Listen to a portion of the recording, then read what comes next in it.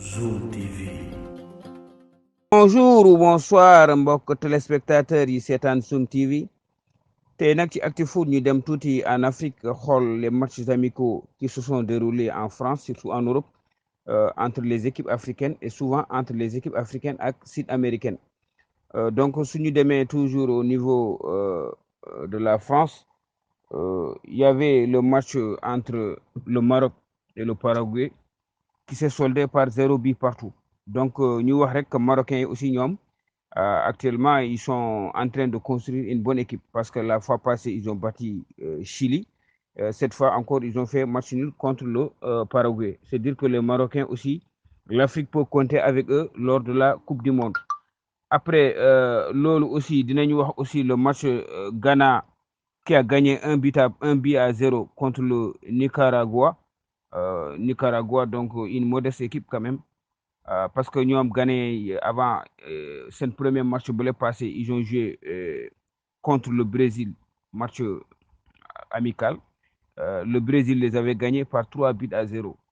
Donc, Légui, nous avons gagné, Ghana nous gagné Nicaragua.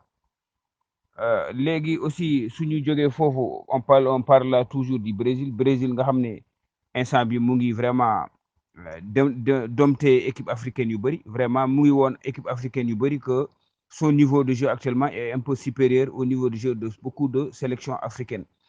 Après bi mu dooree Ghana 3-0 léegi Tunisie dafa doon daje comment dirais-je le Brésil dafa doon daje aussi ak Tunisie door na Tunisie 5 buts à 1. C'est vrai que ñoom brésilien ñoo njëkk a dugal but après ci la biñ njëkkee dugal but ci la Tunisiens yi dem égaliser. Après aussi il y a eu ben penalty boo xam ne c'est Neymar qui l'a transformé ak aussi le doublé de Rafinha ak aussi yeneen attaquants yi. Donc ça veut dire que le match s'est terminé par 5 buts à 1 en faveur vraiment du Brésil. C'est pour dire simplement que la Tunisie vraiment a du pain sur la planche parce que les Tunisiens quand même doivent faire vraiment trop fort, doivent faire beaucoup plus pour pouvoir se qualifier au deuxième tour de la Coupe du Monde. Parce qu'on rappelle que la Tunisie doit affronter la France, le Danemark et l'Australie dans le groupe D du mondial. Donc c'est dire que après cette défaite vraiment de 5 buts à 1 contre le Brésil, que la Tunisie doit vraiment encore redoubler d'efforts puisque il y a encore de grandes équipes européennes qui l'attendent au Qatar, que ce soit la France, le Danemark et l'Australie. Donc c'est pour dire que la Tunisie donc vraiment doivent faire beaucoup plus. Autre match aussi, il y avait vraiment le match entre l'Algérie et le Nigeria. Après sa victoire poussive contre la Guinée 1-0 avec une équipe remaniée, l'Algérie n'a pas cherché tous les doutes, mais elle a assuré l'essentiel en renversant un Nigeria fortement amoindri, 2 buts partout, 2 buts à 1, ce mardi à Oran. Donc, Fofu, aussi l'Algérie qui avait gagné la Guinée un but à 0, vient de encore refaire ça en gagnant aussi le Nigeria par un score de 2 buts à 1. Bon, Fofu aussi, moyen que malgré que Algérie m'a gagné, mais c'était le Nigeria qui avait ouvert le score avant d'être rattrapé par l'Algérie. Aussi, il y a Mahrez qui a aussi transformé un penalty pour l'égalisation. Donc, ça veut dire que c'est vrai que l'Algérie gagnait, mais bon, c'est d'abord le Nigeria qui avait ouvert le score avant d'être rattrapé par l'Algérie. Match encore en France, c'était l'opposition entre la Côte d'Ivoire de Seko Fofana avec la Guinée de Guirassy. Donc la Côte d'Ivoire qui vient de gagner la Guinée par un score de 3 buts à 1. Pour terminer, encore l'Égypte de Mossala qui vient d'écraser le Libéria par un score de 3 buts à 0. Après, l'Égypte aussi gagné auparavant, l'Égypte avait gagné contre le Niger par un score encore de 3 buts à 0.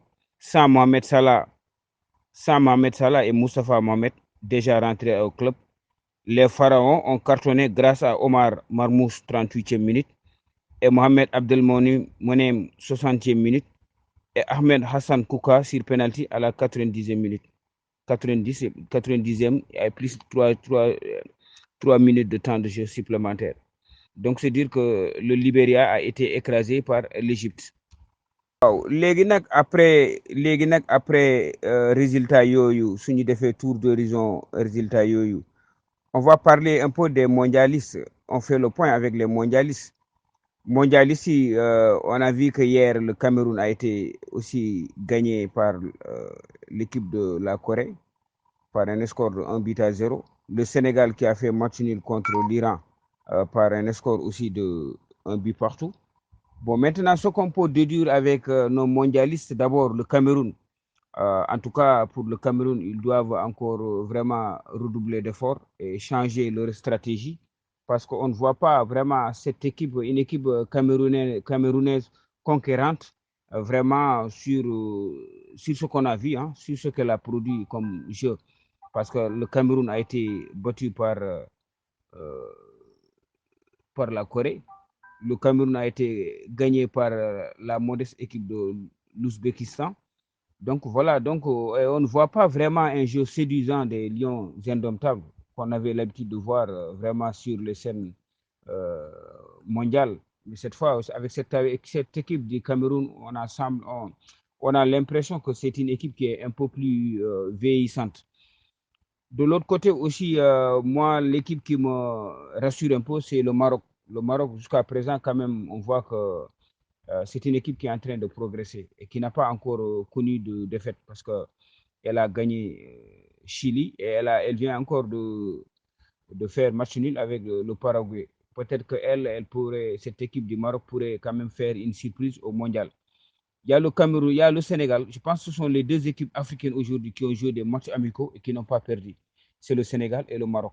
Donc, je pense que l'Afrique peut vraiment compter sur ces deux équipes. On a vu le Ghana aussi qui a été pulvérisé par le Brésil avec vraiment un match qui n'avait pas été du tout convaincant pour l'équipe ghanéenne.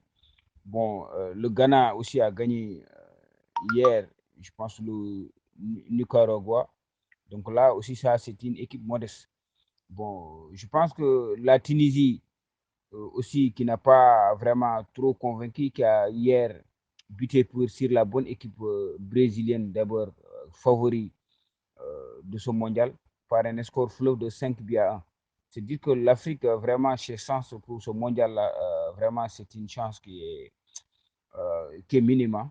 À part le Sénégal et le Maroc, bon, pour l'instant, qui sont en train de montrer qu'ils jouent quand même un football un peu supérieur par rapport aux autres sélections africaines.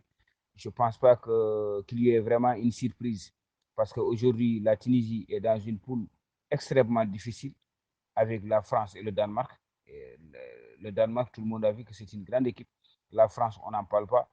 Euh, Quand tu regardes aussi le Cameroun qui est dans une poule avec le Brésil, là aussi, ça va être très, très, très compliqué pour les Camerounais. Et déjà que par ce qu'on a vu dans leur match amicaux, vraiment, on n'est pas du tout convaincu cette fois par cette équipe que le président de la FECA Foot a donné comme mission d'aller en finale. Je veux parler de Samuel Eto'o qui demandait à l'équipe du Cameroun d'aller vraiment en finale.